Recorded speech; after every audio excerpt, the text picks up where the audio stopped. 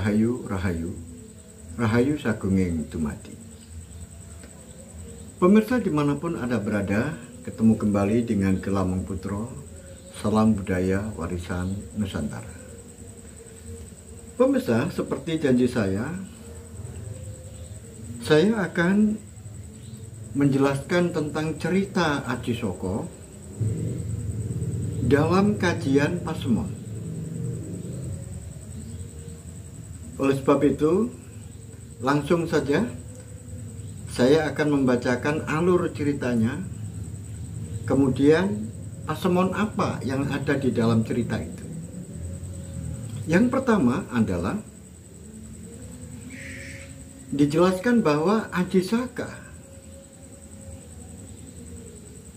seorang figur yang namanya Aji Saka.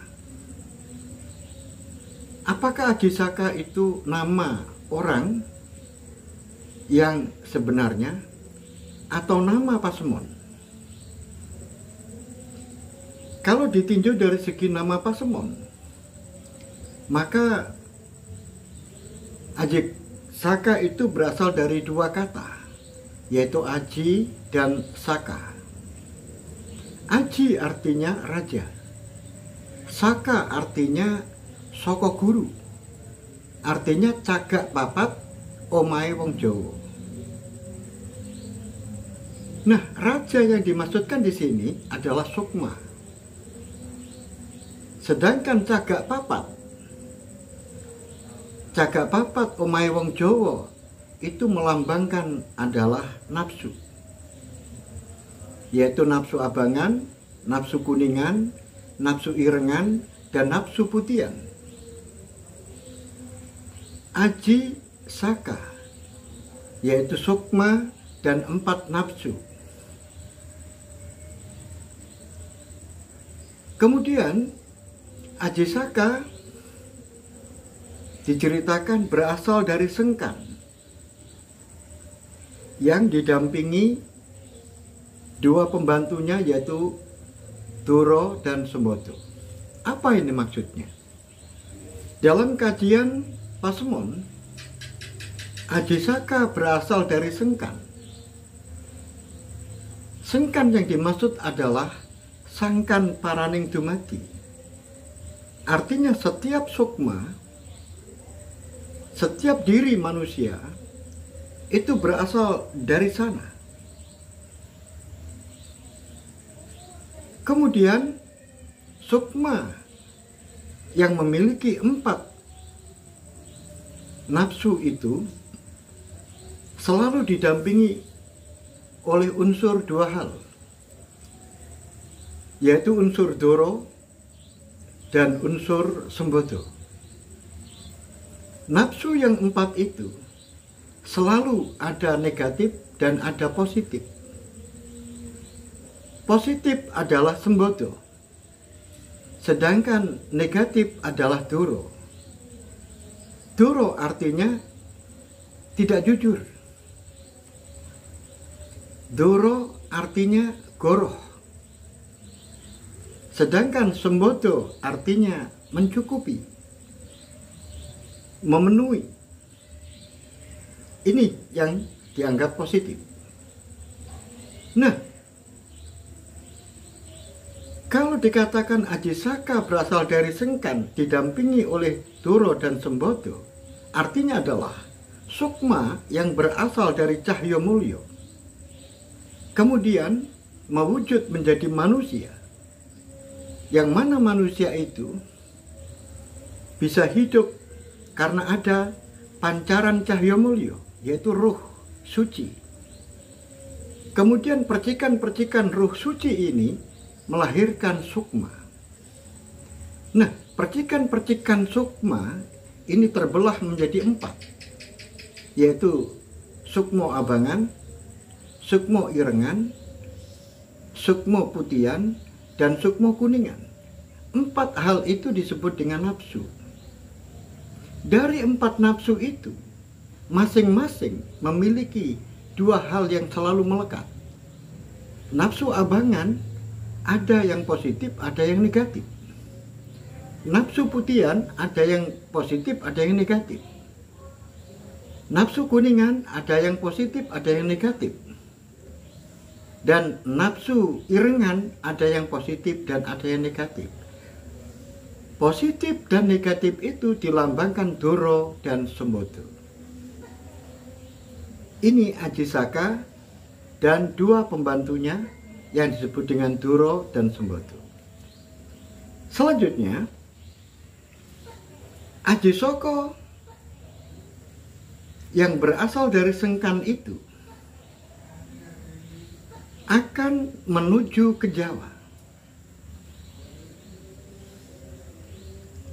Setelah di Jawa, sebelum di Jawa, Ajisoko dan dua pembantunya ini singgah dulu di Pulau Majedi. Kemudian Ajisaka membawa Sembodo ke Jawa, sedangkan Doro ditinggal di Pulau Majedi dengan dipusakai keris. Apa ini? Kalau kita kaji dalam tinjauan Pasemon,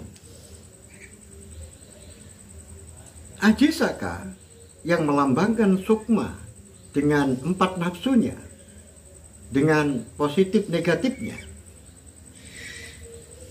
mau pergi ke Jawa. Artinya apa? Mau pergi ke Jawa. Harus dipahami apa yang dimaksud dengan Jawa. Jawa itu diidentikan dengan bener tur pener. Orang Jawa itu benar saja itu belum cukup. Harus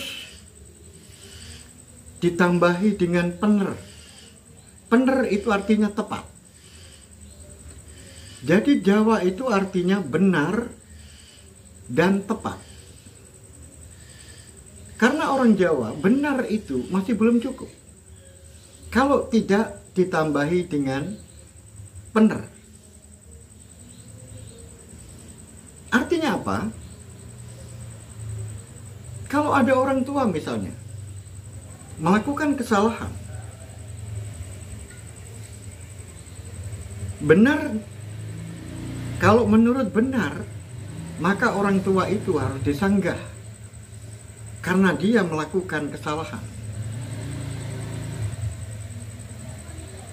Tetapi menurut orang Jawa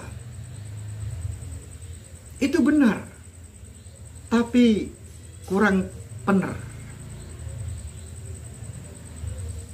Karena di dalam memberikan sanggahan itu ada banyak orang. Kalau menggunakan ilmu benar, maka cukup ada orang atau tidak ada orang, karena dia melakukan kesalahan, maka orang tua itu harus diingatkan. Tapi kalau orang Jawa itu belum cukup, karena itu hanya benar. Sudah benar, kalau orang salah diingatkan itu sudah benar. Tetapi kalau menurut orang Jawa, hal itu kurang benar. Artinya kurang tepat. Tepatnya adalah ketika orang tua itu melakukan kesalahan, kemudian di situ ada banyak orang, maka orang Jawa mengangkat diri.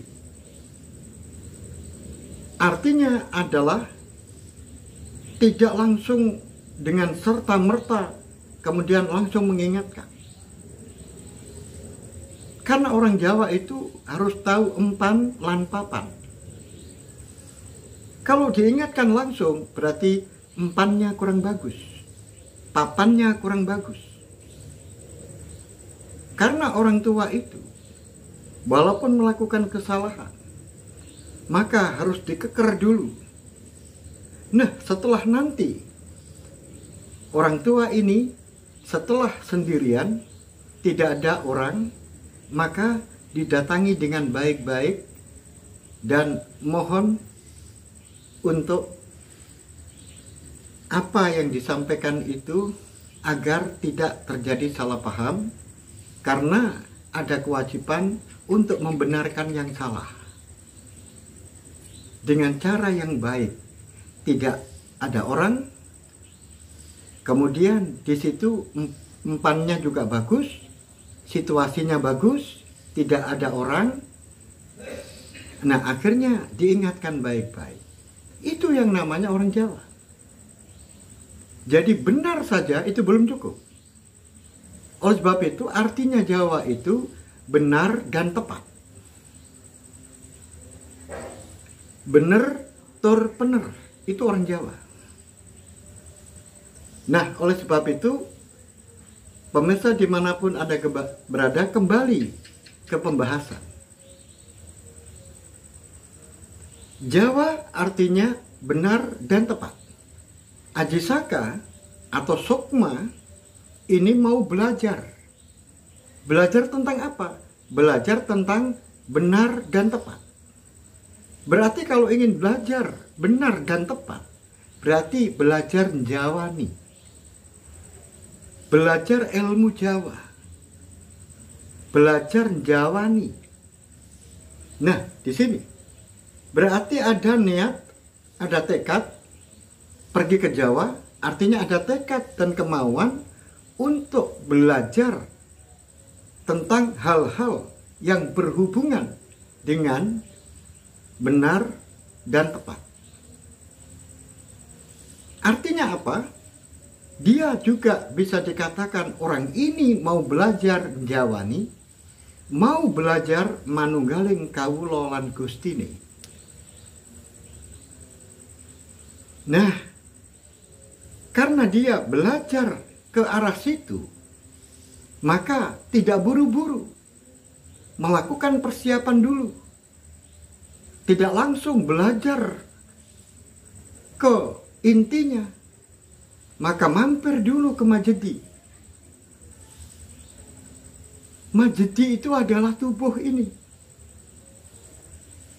Majedi itu adalah pulau yang tidak lain adalah diri kita sendiri ini. Nah, kemudian menempatkan doro,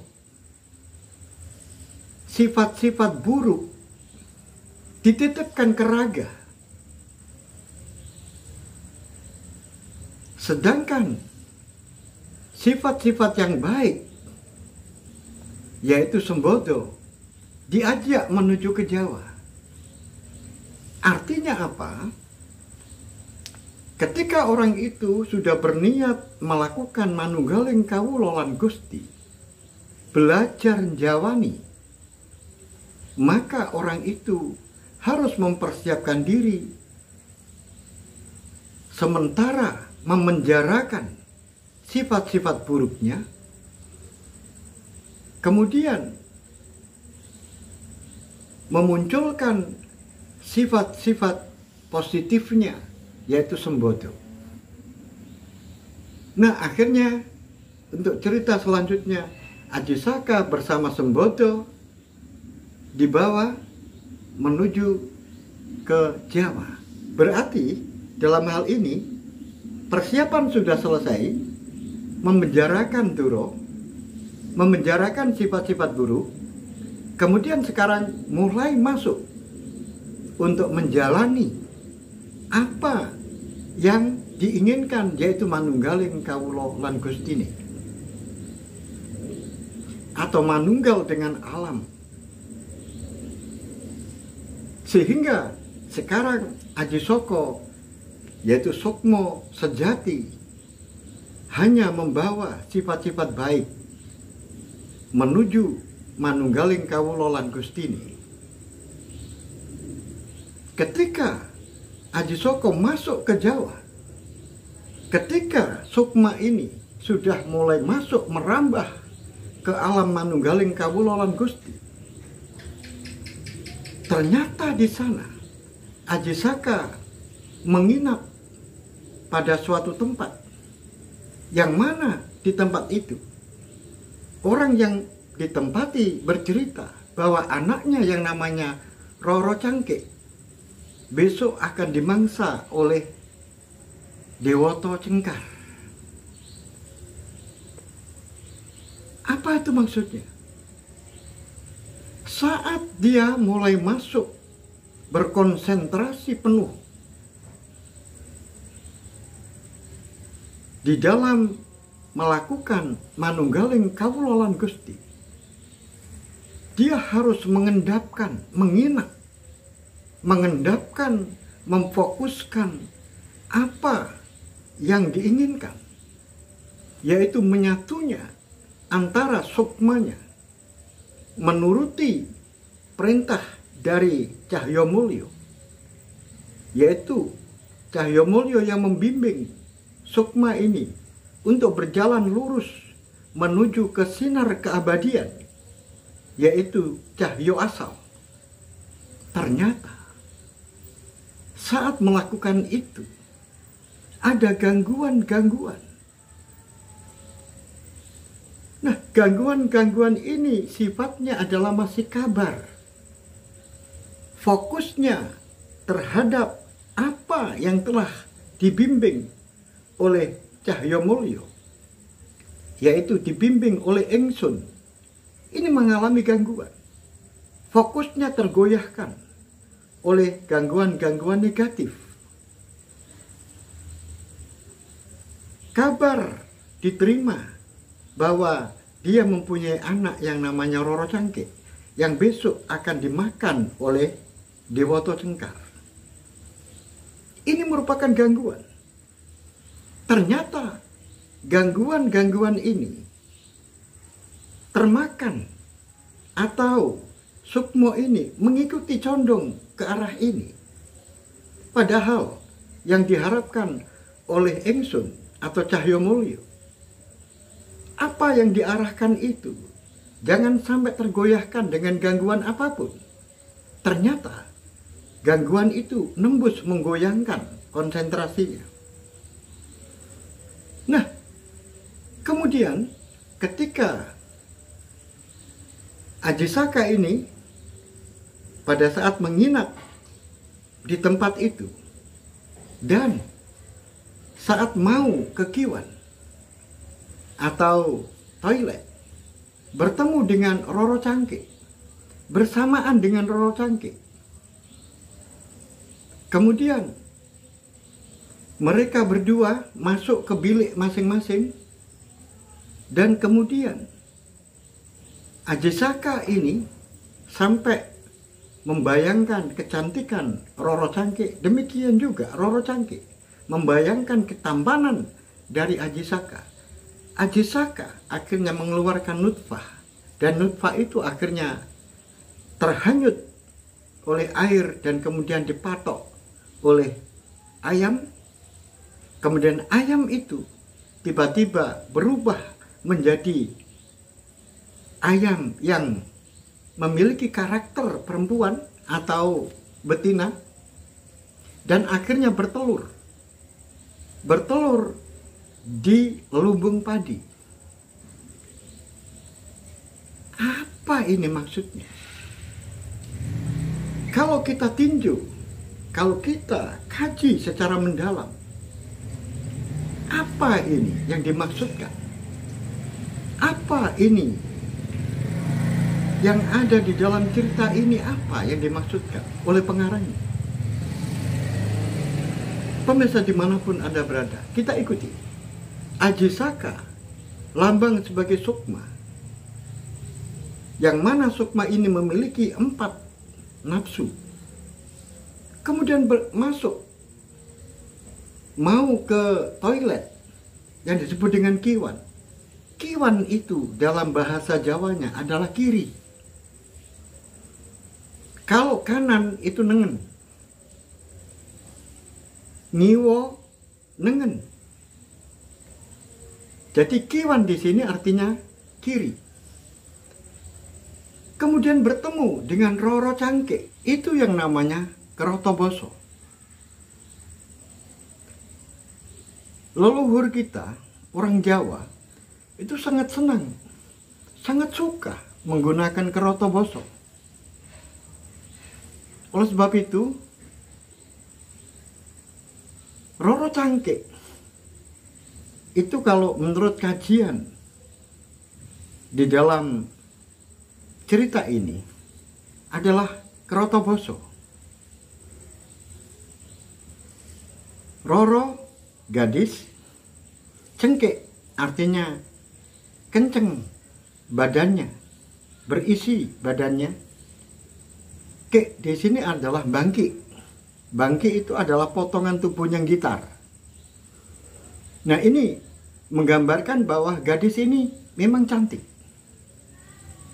Nah, ketika Ajisaka ini ketemu dengan gadis cantik itu, kemudian sampai membayangkan gadis itu, kemudian mengeluarkan nutfah. Nah, pada waktu itu berada di Kiwan. Ini merupakan sebuah perlambang yang halus sebetulnya. Artinya begini, Sukma sedang melakukan perzinaan. Serong, Niwo, Kiwan. Artinya melakukan perzinaan.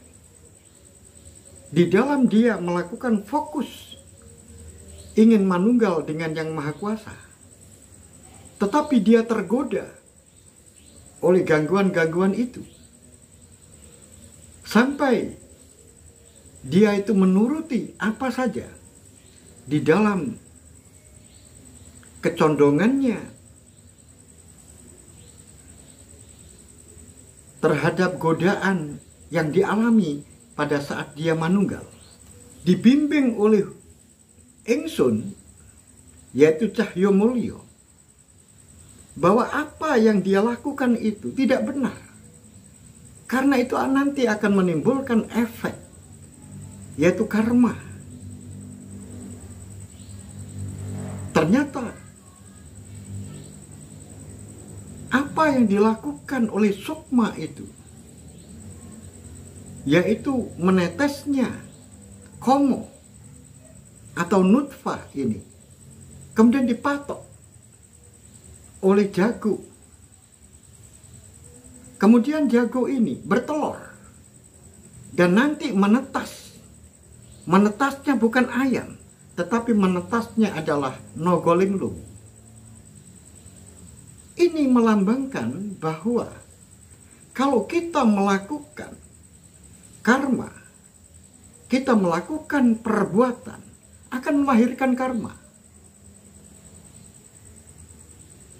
Akan melahirkan keburukan. Yaitu ketika dia berzina dengan orang lain, hubungan yang tidak sah, maka akan menimbulkan keturunan yang tidak baik. Akan menurunkan nogolinglung. Apa itu? Nogolinglung ini adalah Krotoboso dari yogo ingkang linglung. Artinya yogo sing gak waras pikirane. Ini. Baik, sekarang kita lanjutkan. Saat Bajul Sengoro, yaitu patihnya Dewata Cengkar datang ke rumahnya Roro Cangkik, maka sudah waktunya Roro Cangkik akan dimakan oleh Dewata Cengkar. Kemudian dibela oleh Ajisoko dengan alasan Roro Cangkik itu sedang punya penyakit menular. Sehingga kalau nanti dibawa ke hadapan Dewata Cengkar, yang membawa nanti akan terkena penyakit menular itu. Dan sebagai gantinya adalah dirinya bisa dibawa ke hadapan Dewata Cengkar. Apa ini maksudnya? Saat Roro Cangkik melakukan perbuatan-perbuatan yang tidak benar karena sudah melakukan perzinaan dengan Ajisoko, maka dia diancam oleh karma. Karena yang namanya Dewoto Cengkar itu adalah Dewoto, yaitu yang maha kuasa. Cengkar artinya kencenge karmo. Artinya karma itu sudah menuju ke Roro Cangke karena dia melakukan kesalahan, melakukan perzinaan dengan Aji Saka. Nah, di sini Aji Saka membela dengan alasan supaya karma itu tidak tertuju kepada Roro Cangke. Tetapi kesalahan itu biarkan dia yang menanggung. Akhirnya Aji Saka menanggung sebagai ganti dari Roro Cangke. Dan oleh Patih Bajul Sengoro. Apa itu Bajul Sengoro? Bajul Sengoro di sini itu juga merupakan Kirotoboso. Bajul itu artinya adalah pembantu, bantu kelawan juluan. Juluannya apa? Sengoro.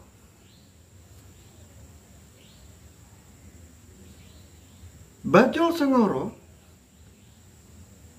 pembantu kelawan juluan Sengoro ini, yaitu pembantunya Dewoto Cengkar, ini akhirnya menerima apa yang diajukan oleh Aji Saka. Akhirnya Aji Saka dibawa ke hadapan Dewoto Cengkar.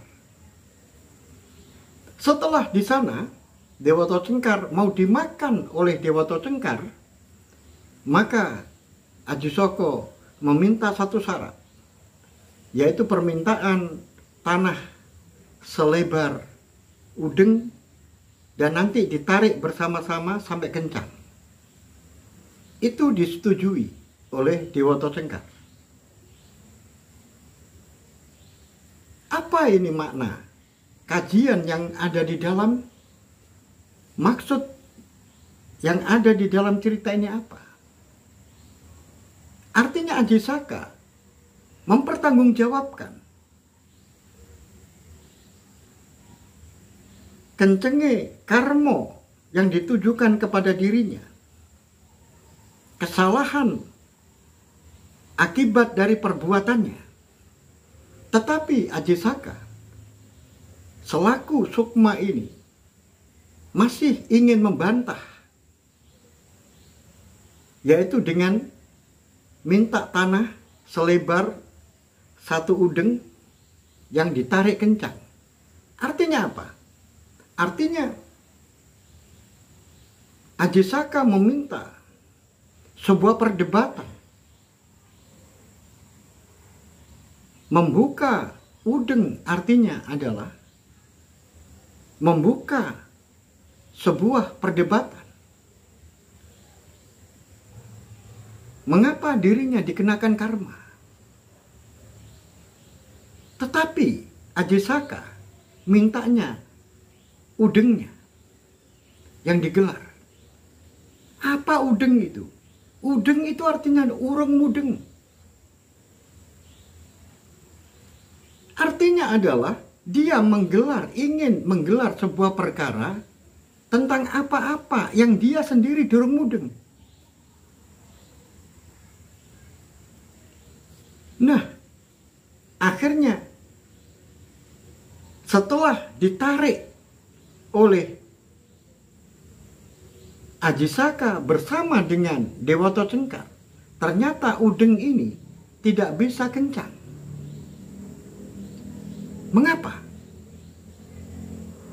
Karena yang diperdebatkan ini adalah sesuatu yang belum mudeng. Bagaimana bisa selesai? Akhirnya kencenge karmo justru yang jatuh terperosok ke jurang. Artinya Ajisaka yang melakukan perdebatan itu, akhirnya dia yang menang karena dia menggunakan debat kusir. Dan Dewoto Cengkar ini terperosok ke laut dan berubah menjadi bajul putih. Apa bajul putih? Kiroto bosonya adalah pembantu dalam julukan bajul putih. Bantu julukan putih. Artinya adalah karma yang ditujukan kepada Ajisoko itu. Kemudian karma ini justru yang terperosok.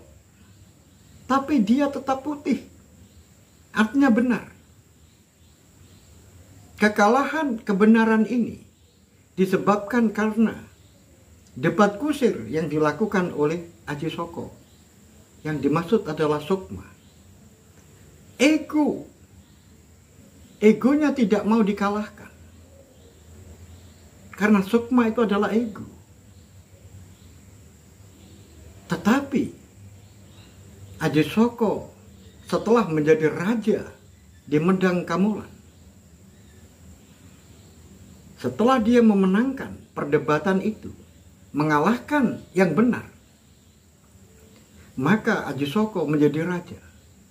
Tetapi setelah itu, karma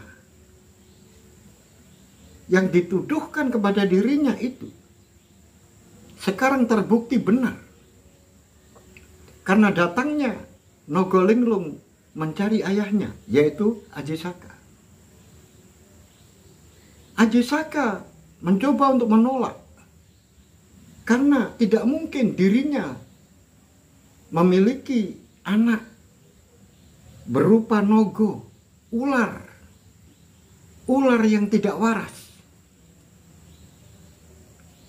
Nogo Keno Yogo Linglung artinya tidak waras.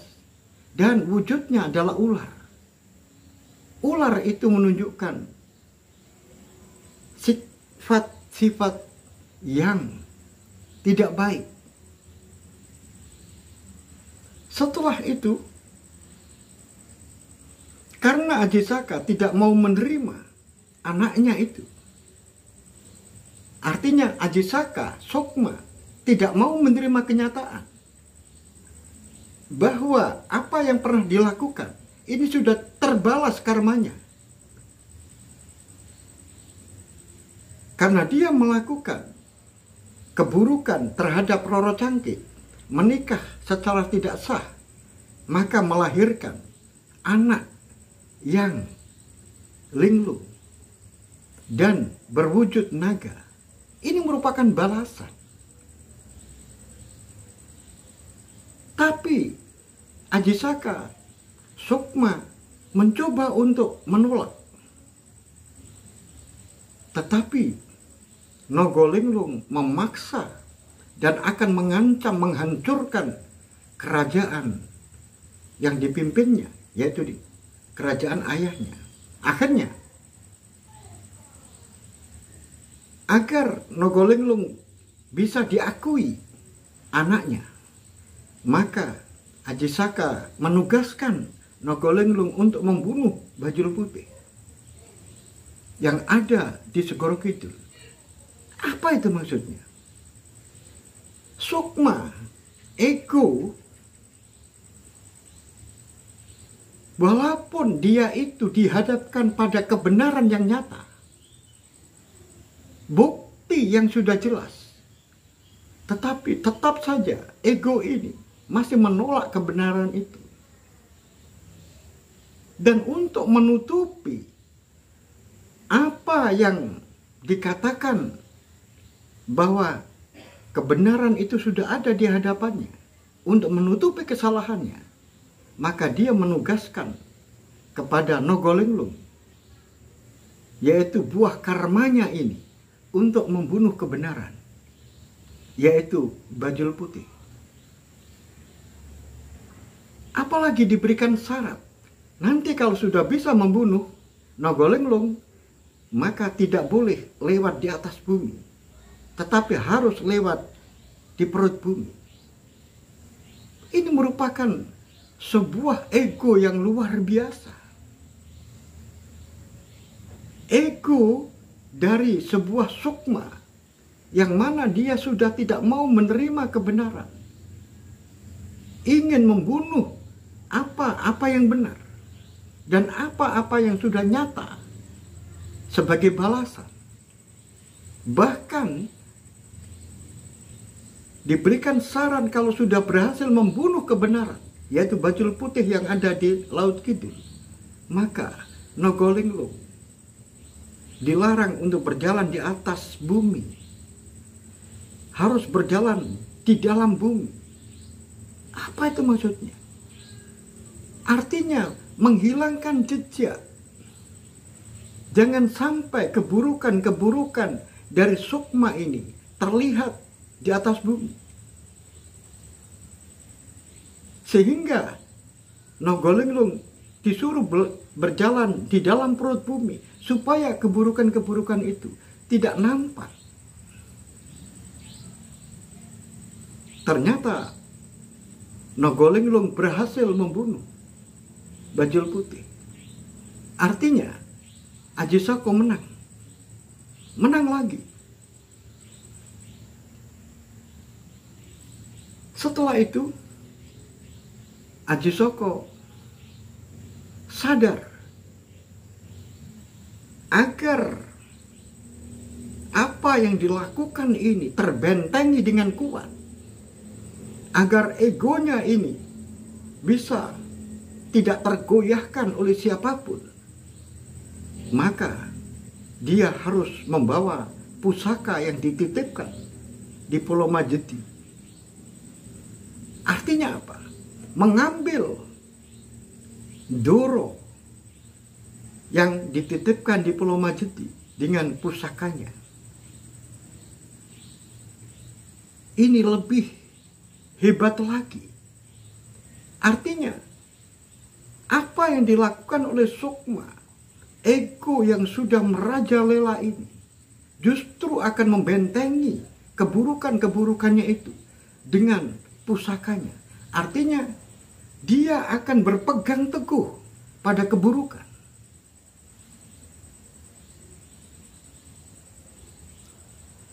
Tapi sayang, ketika kebaikan yang diperintahkan untuk mengambil pusaka itu, yaitu Sembodo, ternyata Ajisaka atau sukma ini termakan oleh apa yang dikatakan sendiri. Karena dulu pernah memesan kepada Doro agar tidak boleh siapapun yang mengambil pusaka itu. Tetapi Sukmo atau Ajisoko ini menyuruh Sembodo untuk mengambil pusaka itu. Dan mereka saling mempertahankan. Sehingga terjadi pertempuran dan keduanya mati. Setelah itu, Ajisaka datang ke Pulau Majeti dan di sana dilihat dua pembantunya ini mati.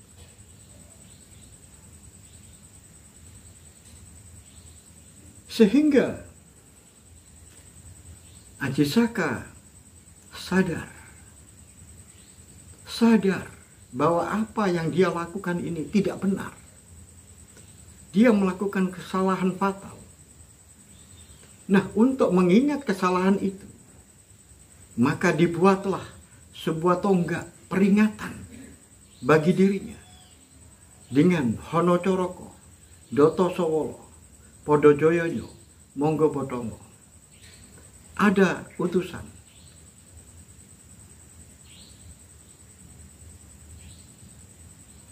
Podo Sawolo. Artinya sama-sama bertengkar. Podo Joyono, sama-sama jayanya, sama-sama saktinya. Monggo Botongo, akhirnya kedua-duanya mati. Kemudian dia kembali ke kerajaan Medang Kamolan. di sana mendapatkan kabar kalau seluruh taman hancur oleh Nogolinglung. Binatang-binatang yang ada di Taman Sari dimakan habis.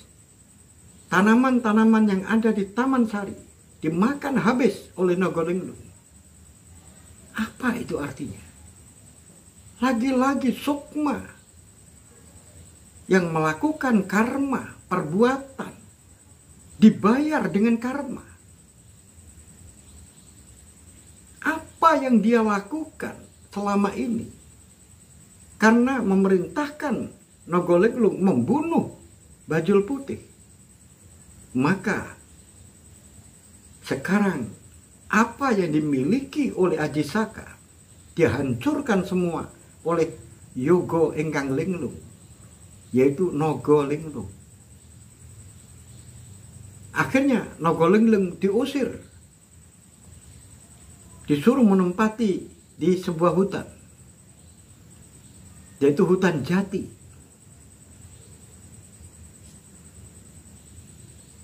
Kemudian di sana diperintahkan tidak boleh memakan apapun. Tidak boleh makan binatang dan manusia. Dan itu disanggupi oleh Nogolinglung. Apa maknanya? Sebuah keserakahan.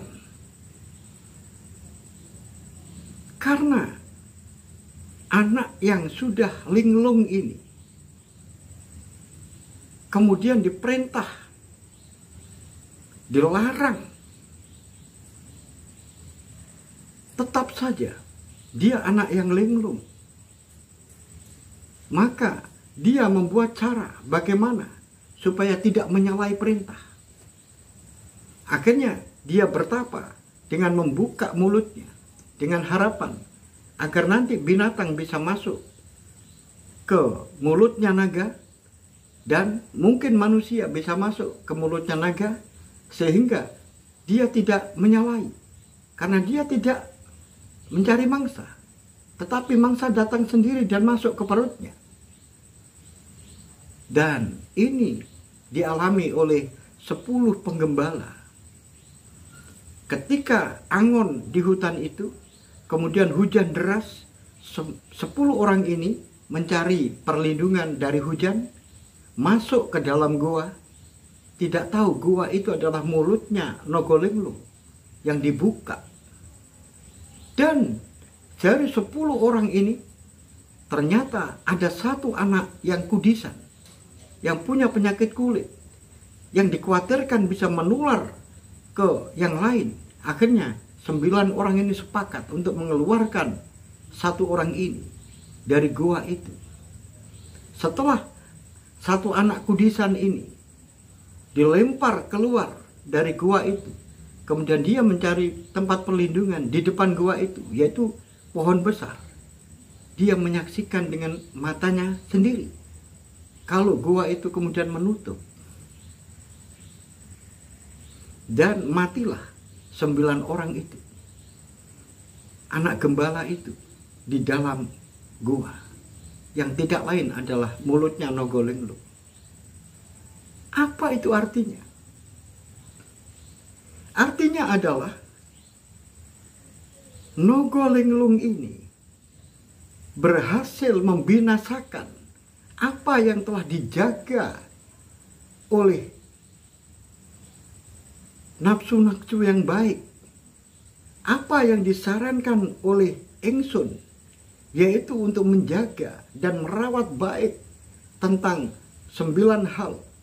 9 hal itu tidak lain adalah bolongan Hawa Songo. Nah, itu sudah dirusak oleh Nogolinglung. Dan akhirnya bolongan Hawa Songo ini akhirnya sudah mati karena dimakan oleh Nogolinglung. Dan akhirnya Nogolinglung dilaporkan kepada Aji Soko, kemudian Aji Soko membawa kakeknya, ibunya, dan neneknya, dan pergi menuju ke Nogolenglung itu. Akhirnya Nogolenglung dipatek, dipantek, dipasak mulutnya supaya tidak bisa membuka. Dan akhirnya Nogolenglung mati. Pemirsa dimanapun Anda berada, maksudnya adalah akhirnya kemurkaan. Apa yang menjadi perilaku akan dibalas, yaitu berupa karma. Nogolenglung ini akhirnya dibalas.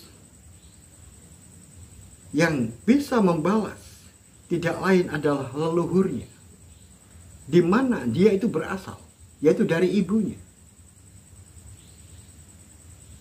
Dan akhirnya dia kembali karena apa yang telah dimiliki itu hanya barang-barang pinjaman. Dan akhirnya dia kembali kepada yang menciptakan. Artinya adalah kalau sudah waktunya habis, barang-barang yang dipinjam itu akan dikembalikan kepada pemiliknya. Kita semuanya ini nafsu, sukmo.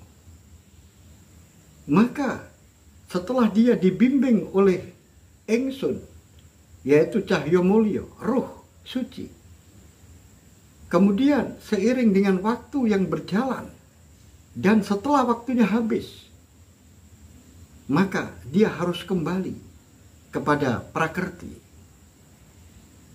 Kemudian nanti di sana, dalam perjalanan 1000 hari, akhirnya dia akan ditentukan nasibnya. Apakah dia diproses ulang untuk dikembalikan ke dunia, yaitu ke alam paran, atau dia akan menyatu dengan penciptanya yang tidak lain adalah Cahyo Mulyo dan Cahyo Asal. Begitulah cerita tentang Aji Soko ditinjau dari cerita Pasemon. Sampai di sini saya ucapkan banyak terima kasih. Dan akhirnya saya ucapkan rahayu, rahayu, rahayu, rahayu sakunging dumati.